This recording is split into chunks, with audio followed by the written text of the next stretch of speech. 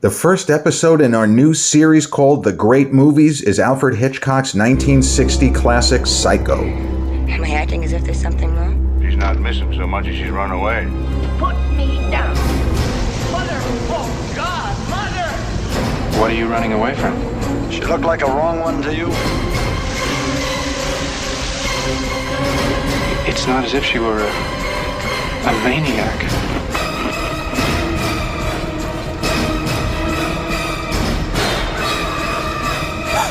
She just goes a little mad sometimes.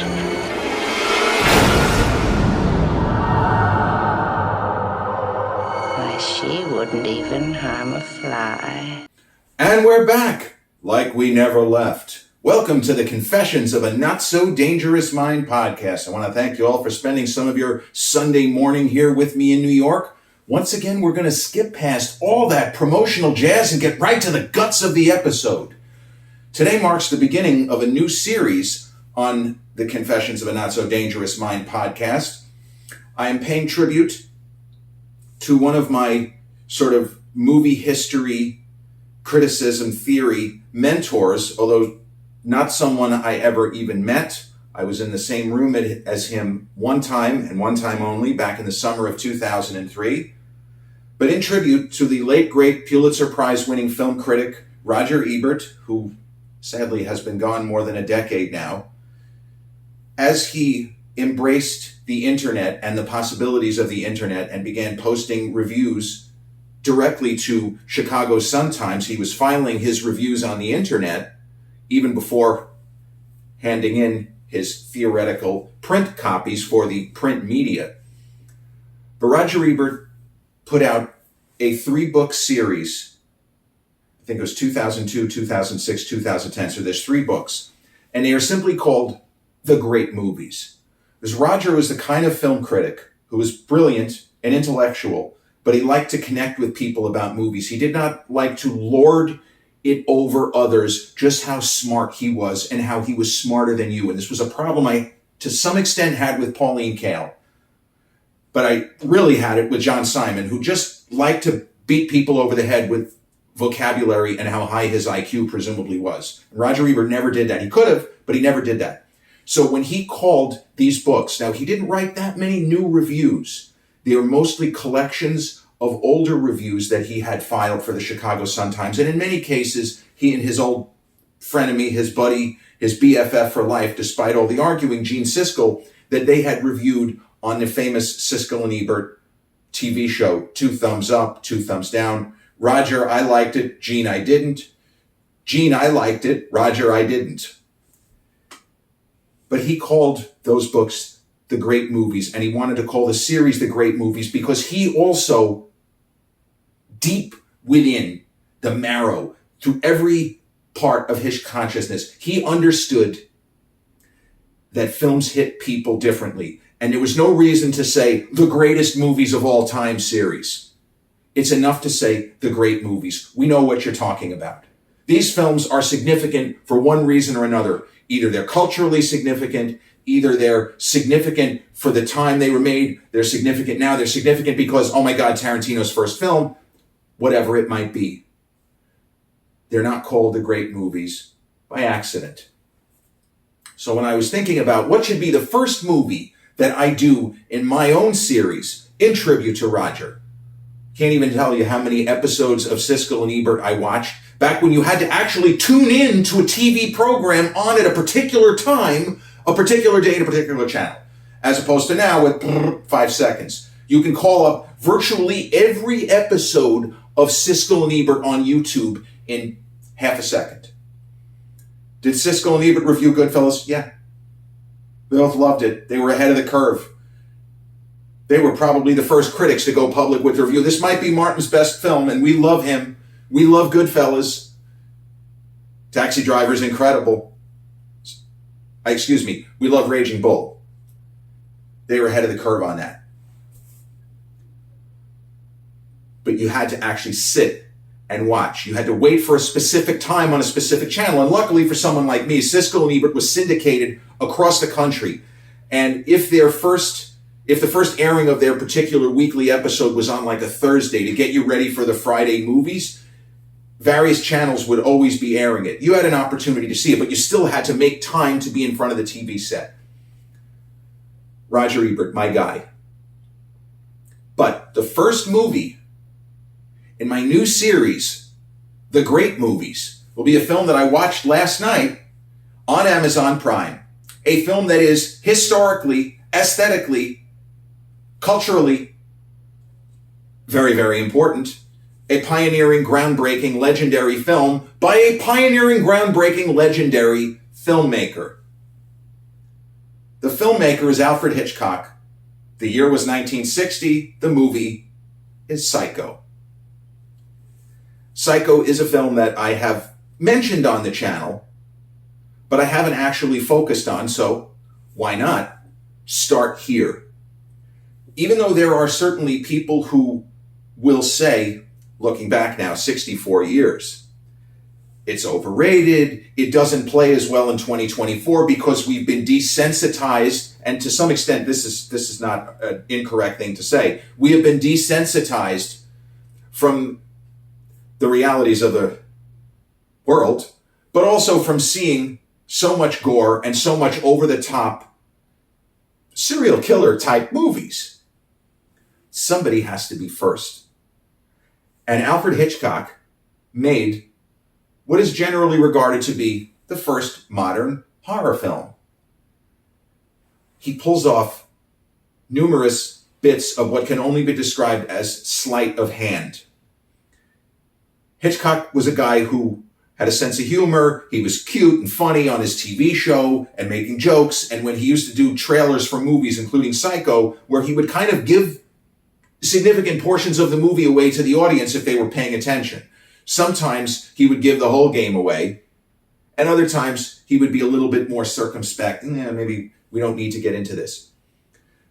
Hitchcock was not above marketing gimmicks. And if you don't even want to call them gimmicks, but things for marketing to put ideas in the heads of the audiences. And this is something that he shared to a lesser extent to the great William Castle, who, I don't know if he and Hitchcock were friends. I don't think there are any pictures of them. But William Castle was a guy who made schlock, often horror movies. And he was best represented by John Goodman in Joe Dante's fantastic 1993 film Matinee, where sometimes the salesmanship is enough. That you can make a movie that's just okay, but if you sell it right, if you get people excited enough, they might actually think they've had an incredible cinematic experience when they simply had a really cool experience and the movie isn't much. So William Castle had all kinds of crazy gimmicks to try to bring the audience and to make it almost a four-dimensional experience for the audience, whether it was 3D glasses, whether it was having buzzers on the theater chairs so that they might feel what one of the characters feels. If a character gets electrocuted, they would feel it. But Alfred Hitchcock, when he completed the movie Psycho, he knew there was a chance he was not going to get this film past the censors because it deals with stuff that would still be objectionable now. And I'm going to tread very carefully as far as spoiler territory, but it does deal with concepts of cross-dressing, transvestitism, or maybe not either one of those things, but the movie gets into it. It actually discusses these topics which, if they're hot button now, if people are ready to rip each other's throats out over this stuff now, imagine what people were saying in 1960. You make a movie that is essentially takes the form of a serial killer story in 1960. Exhibit A, Alfred Hitchcock's Psycho. Exhibit B, Michael Powell's Peeping Tom. Now, to this day, I can read it and I can explain to you the history of why Hitchcock's Psycho not only got past censors, but elevated his career even further, did not hurt him at all, ended up being a runaway box office hit, scared the shit out of a lot of people. Michael Powell's Peeping Tom more or less destroyed the career of a phenomenal filmmaker. And before you say, well, Powell was British, so was Hitchcock. Sir Alfred Hitchcock started his career overseas. He was seduced by David O. Selznick, among others, to make his professional life here. And history is grateful that he did that. He would not have been able to have the career he had if he had stayed in England. He would have continued making great movies, but he would not have had the career. But the idea is, Hitchcock wasn't sure he was going to get the film past the censors. He did. And he came up with this idea, and I'm going to have to spoil just a little, the opening sequence. I'm not spoiling any murders or the killer is this or anything like that. But the movie starts in a hotel room or a motel room in kind of a seedy location. I think we're in Arizona. I keep wanting to say that it's Nevada, but I think it's Arizona. And Alfred Hitchcock demanded that theater owners and distributors put some kind of a disclaimer. Don't let anyone in if as much as, I think, 2 or 3 minutes has gone by. It is so important for audiences to understand the stakes. He didn't say it that way, but the idea was, don't let anyone into the theater late. They have to understand the mechanics of the first scene or the rest of the story falls apart. Now, he's right about that. I should say he was right about that. But we can count hundreds of movies with the exact same thing, where if you are going to the bathroom as the opening credits are going, the film isn't going to make sense. Hitchcock got away with it, and everyone was on board. But it got people more excited. Oh my God, what happens in the first couple of minutes? Well, not that much, other than that Marion Crane and Sam Loomis. By the way, Loomis, do we really think that John Carpenter naming the Donald Pleasance character in Halloween Dr. Loomis, do we really think that's a coincidence? I don't think so. It's on purpose. It's a callback. It's John Carpenter, I love him, saying, hey, look at this. I'm doing my own version of Psycho, and it's called Halloween. And I'm going to try to outdo the master himself. But opening scene, you have a kind of an illicit boyfriend-girlfriend situation. He's divorced. They live out of state. It's all of this stuff going on. But Hitchcock was either brilliant or devious enough as the scene is playing out. So he wanted John Gavin, the actor, he wanted Sam Loomis's character. He wanted the guy to still be aroused. He wants to have another go at Marion Crane, Janet Leigh's character, the lead in the movie. He wants to have another go. So Alfred Hitchcock, who was a little bit twisted or very, very, very twisted, depending on who's telling the story, it wasn't enough for him to just let the actors act. I don't really think that John Gavin and Janet Leigh had very much chemistry. But Hitchcock, supposedly, he thought the scene would work better for eagle-eyed viewers who were paying attention to this sort of stuff if we could literally see that John Gavin was aroused. So the story goes that he whispered something to Janet Leigh, who giggled and let her fingers do the walking, and John Gavin played the scene aroused. Now, I never looked, but maybe, dear readers, dear viewers, you can do my homework for me, if you are so inclined. But that's the sort of stuff that most filmmakers would not, they may have thought of it, but they weren't going to say it. And sex scenes are very difficult, whether you want to call them sex scenes or love scenes. They're not easy, because you got so many people on the set. So many things can go wrong. The sex scene with Tom Cruise and Nicole Kidman, Eyes Wide Shut, they're completely dead. Closed set. Stanley Kubrick, director of photography, no one else. Alec Baldwin, Kim Basinger in The Getaway, Roger Donaldson, and the director of photography, no one else. Angel Heart, Mickey Rourke, Lisa Bonet, Sir Alan Parker, director of photography, no one else.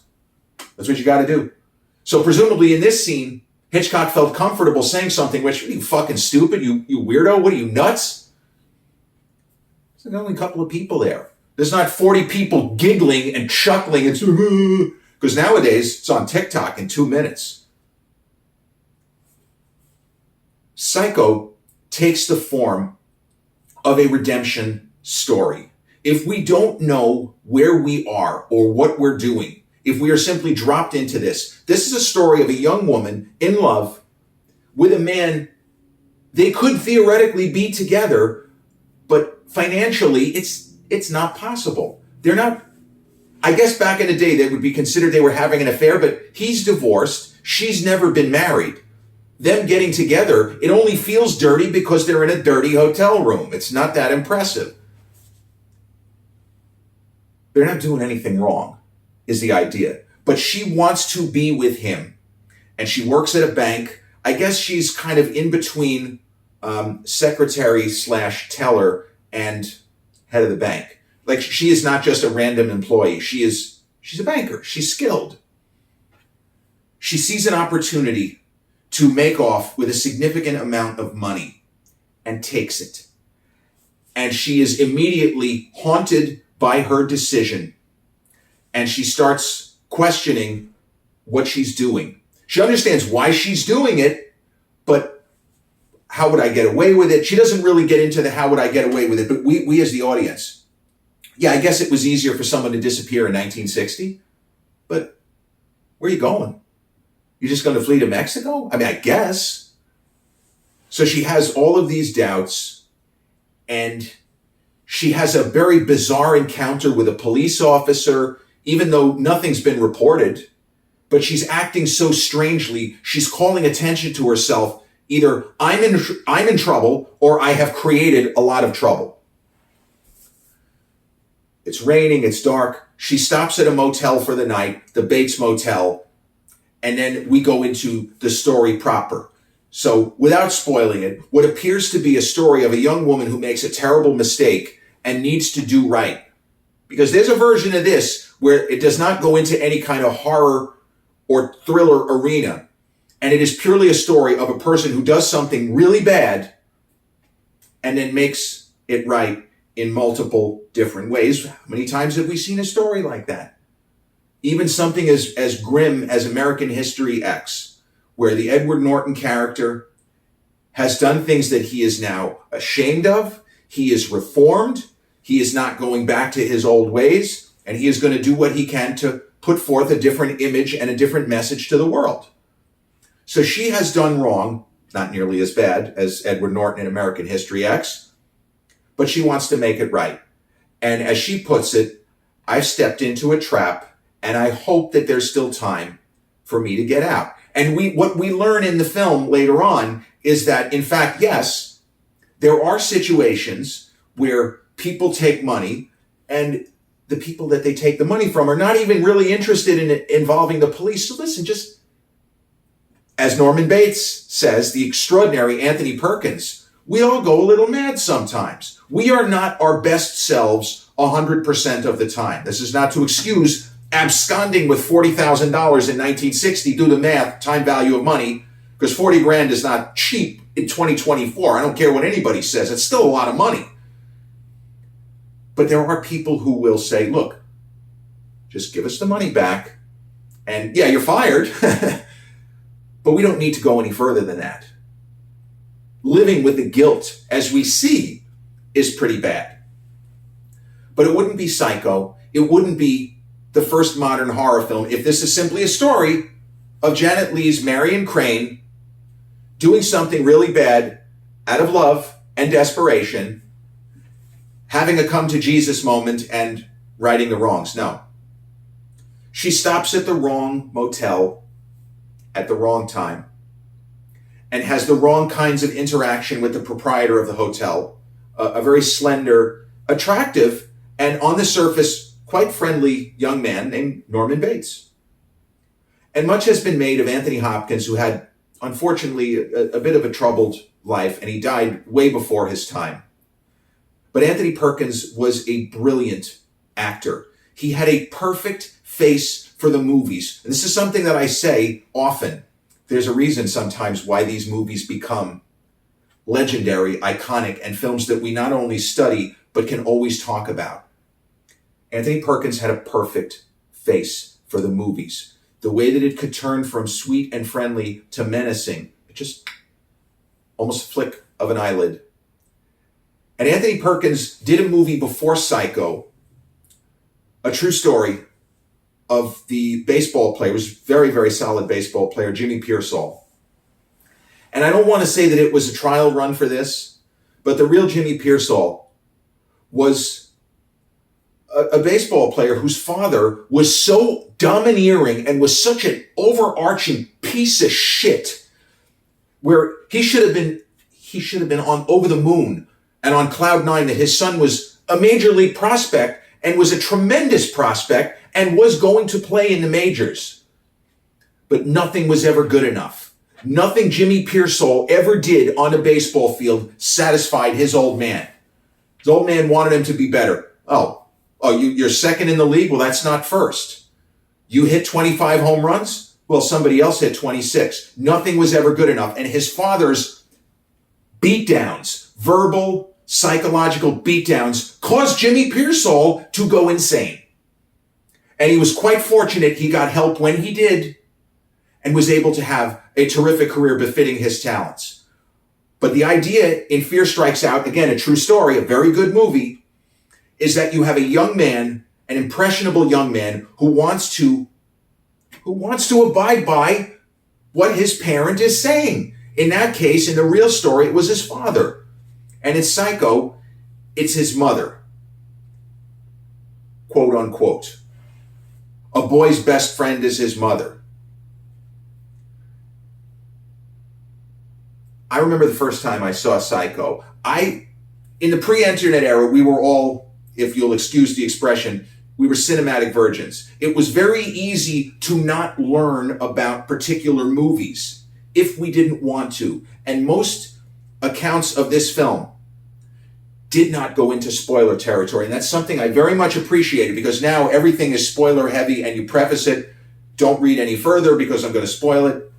My first viewing of Psycho, I was probably about 15 or 16. I did not know what was going on. I knew there was a character of Norman Bates. There's a silhouette of an old woman in the window, the mother, Marion, Janet Leigh, the shower scene, the incredible musical score by Bernard Herrmann. I knew the basics. And the reason why I'm treading carefully again is there are going to be certain people who haven't seen this film, and this is a movie that should be experienced as raw and fresh as possible. Just like anything.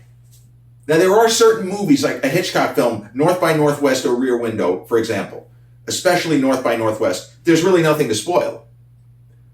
I mean, yeah, there are things to spoil, but that is not a movie where spoiler alert is necessary, because that film is 2 hours and 20 minutes or whatever it is of incredible fun, no matter what you go in with. No matter what knowledge of the story and characters you go in with. But Psycho, the less you know, the better.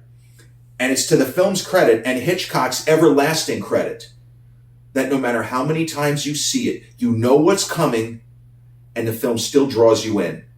The performances are so on point. Martin Balsam, an actor I adore. Speaking of 1957, I just said Fear Strikes Out. 12 Angry Men. Martin Balsam, it's a smallish role. That's Henry Fonda's movie. And Lee J. Cobb is the other kind of powerhouse in the cast. But Martin Balsam is really something in the movie Psycho as a private investigator. It's not a big cast. You get to meet some of the townspeople, the sheriff, very, very solid. But no matter how many times you see it, and once you know the kind of twists and the story, you can start to pay attention to the little details, the things that Hitchcock does. The things he does with the camera. One element in film school that I always used to sort of push back against is they would talk about a certain filmmaker having a certain technique, and they would make it seem like, well, this was just how they always shot every film.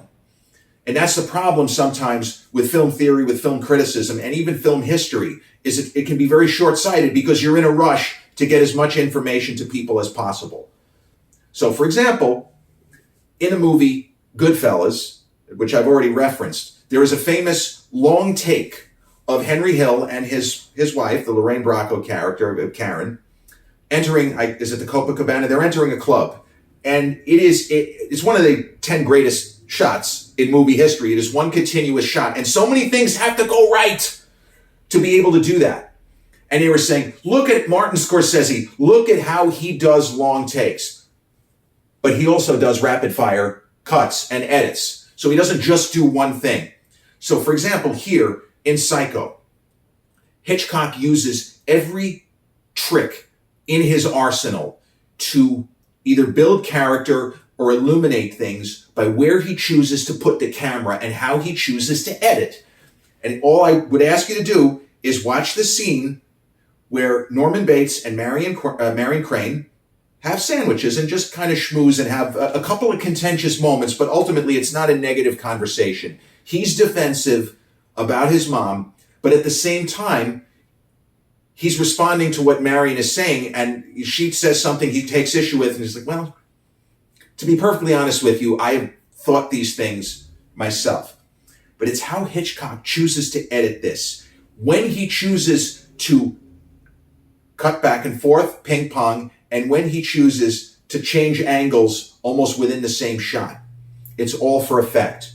And this is another reason why, when I read a lot of, and some of you may have seen this, Quentin Tarantino loves to talk about great filmmakers, and in some cases, issues that he has with the great filmmakers. And Tarantino has taken issue with some of Hitchcock's later work, that he felt that he was just relying on kind of old tactics and tropes that had been sort of outmoded, and he continued to use it. I never really understood why Alfred did that. You know, people really weren't using rear projection, but Tarantino himself in Kill Bill, he did it. But in his case, he was calling back, saying, yeah, this is what Hitch used to do. This is what, well, not so much Kubrick, but some of the other great filmmakers used rear projection. But every shot is so carefully, from the close-ups, the way that Hitchcock decided to hold the shots. This was not somebody who did anything randomly. And Hitchcock worked a lot faster than Stanley Kubrick, but you get the same sense of care, trying to cram as much detail into every single frame of the movie to increase the impact. And the shock value, when it happens, when it comes, you're not expecting it. And the film really has this incredible, slow, gradual build right up until the final frame before the opening credits, which, again, I will not spoil. But Psycho is available on Amazon Prime. I mean, you could get it on other platforms, but it's streaming free on Amazon Prime. You don't have to pay even $2 or $3. And it is one of the great movies. This has been episode 274 of the Confessions of a Not So Dangerous Mind podcast. I want to thank you all for spending some of your Sunday morning with me here in New York. Once again, if you check out this episode on the YouTube channel, haven't done so already, please click like, subscribe, comment, share, turn on those notifications. Or if you catch this episode on the audio platforms such as Podbean, iTunes, Amazon Music, Spotify, or iHeartRadio, or any of the other platforms we're hosted by, same general rule applies. Click like, subscribe, share, and turn on those notifications. I'll be back with a new episode real soon. Until then, peace.